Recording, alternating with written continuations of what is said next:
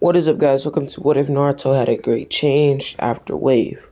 Okay, so I've come up with a schedule of sorts. I don't know what you could call this. But basically, during the week I'm in my mama house and going to school, I'm going to come up with ideas of what to add into What Ifs. So, yeah. Also, I'm not gonna finish the super bloodline for the Uzumaki. I didn't like how that went, and if I do wanna do it, I'll create a redo for that. I'm not finishing the Demon King. I am going to finish Sirius after Wave, probably, maybe, I don't know. But yeah, so for every time I go to my grandma's house, I'm going to upload part 2 or part 2 of one what if or make another what if. So yeah, it's kind of whatever.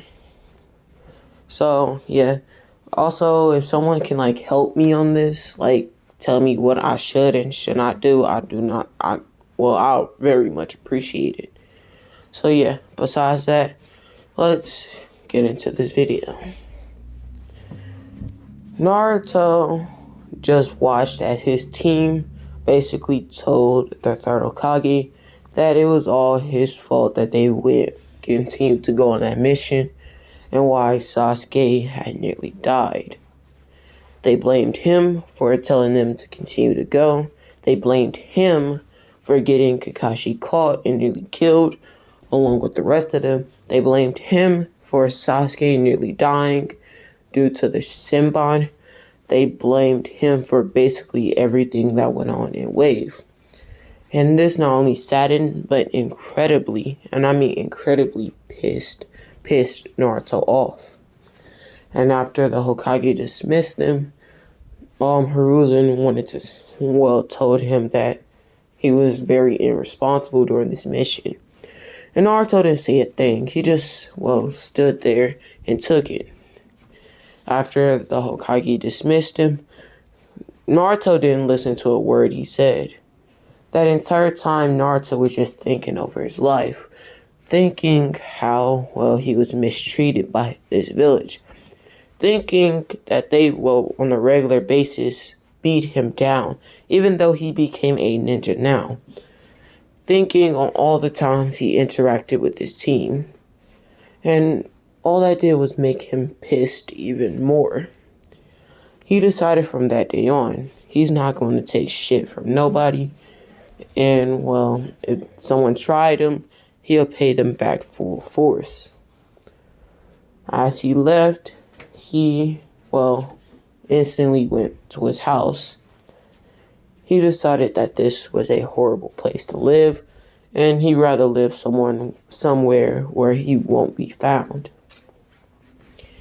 So he proceeds to take whatever belongings he will need and ran through the forest of Konoha. After figuring out that someone could easily find him in, this forest close to the village, he ran deeper and deeper until he came across a giant gate. On the entrance of the gate, it says Forest of Death, beware. Giant animals and, incredible danger. Naruto thought that this was the perfect place to live. He then ran inside of the forest, going deeper and deeper and deeper, making sure to use his incredible stealth skills to sneak past some things that will potentially kill him. After making it to an area that he think will be safe, he proceeds to, create shadow clones and have them use kunais and other things to start, making a hole in a tree. He knows with even all of the shadow clones that was, digging a hole into a tree for him to stay in for a temporary while, it'll take extremely long. So he created some shadow clones, and they proceeded to leave the area where, the other clones were digging into that tree. so that he can hunt down some food. They all, slinked around stealthily, not making a sound. As soon as they came across a giant, pig, Naruto instantly wanted to go for it, but he knew that this was, too big of a opponent to try to, face. So he continued to go past him. He then comes across a sleeping deer, a giant deer. Not as big as the hog was, but it was considerably taller or bigger than Naruto. Bigger than a regular human would be.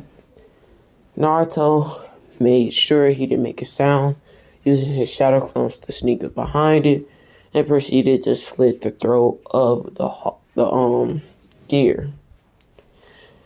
And Naruto felt a pang at his heart, but he quickly pushed that away, knowing that it is, survival of the fittest, and the deer was too stupid to be sleeping out in the open like that. Naruto then had made a whole bunch of other shadow clones to help bring the deer back to his living area. It was with a little bit of struggle due to how heavy it was, but they finally made it. He proceeded to, cut the deer into pieces. Cut it into sections. Sections where he couldn't eat, and sections where he could. He cut off the head in the bottom part of the body. He proceeded to cut out the stomach and the other things of the such, making sure to leave the skin and, meat connected to the skin so that he could, eat that. After taking the guts and other organs out and, basically creating traps for other animals to, smell that and go eat it, for him to potentially later on eat them. So yeah. Of course, he made sure to mask his tracks so that they wouldn't follow the tracks back to his living area. And as soon as he created fire, and at this point it was night, all of his clones poofed, and he proceeded to get back the memories. He then thought about it and, dug into his memories and saw that he had got all of the memories back from every time he used his shadow clones. So he thought, if this is what I think it means, I most likely get the memories back from my shadow clones. But he pushed that aside right now and started to cook the meat. After the meat was cooked, he quickly put out the fire, not wanting to have animals come towards him any more than they already have. He then went into his tree and used a rock that he had found and closed off the entrance. He then started to meditate, wanting to talk to the Nine Tails to make a deal before morning. He then made a deal with the Nine Tails. This deal was, he will release the Nine Tails, but he'll turn Naruto into a demon, giving him enhanced abilities along with enhanced senses and demonic chakra, which is way more dense and powerful than a regular person's chakra. But of course, I'm gonna go into how this came to Naruto's mind. Well, not to his mind, but how did he approach it? Naruto had just appeared in a sewer-like place. It was ankle-deep water, and he walked through it, basically just following his instincts. He then came across a giant cage, and, he asked if the Nine Tails was behind there. The Nine Tails proceeded to open its eyes to see Naruto there. After the Nine Tails asked him what exactly Naruto wanted, Naruto asked her, yes, her in this, is going to be a Kurama Naruto ship. Because, well, I've seen many of them around around YouTube somehow. And, well, I like the ship kind of. So, yeah. So he proceeded to tell her exactly what he wanted, and she told him how the deal would work. Simply, she'll give him half of her tails, and well, once she get out, give him the rest, and in a couple days, she'll be reconstructed as, well, herself. Naruto thought about this deal and decided to, well, take it up. He proceeded to start to take the seal off when a hand grabbed him. He looked over to see, well, the fourth Hokage. Naruto then scowled and, well, wished away the chakra of the fourth Hokage. If I said third, I meant fourth. So, yeah. And he proceeded to take the seal off, releasing the 9 tails. And he woke up in, well, the real world and instantly felt pain. He started to, well, scream. And after a couple minutes, the 9 tails, well, had reconstructed itself out of Naruto's seal. Naruto was knocked out for a while.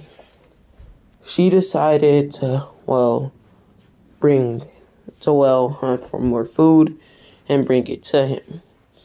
And, well, give him the rest of the chakra and meet him again in a couple days. And a couple days later, Naruto has been asleep this entire time, and, well, the QB had reformed and was currently laying next to Naruto.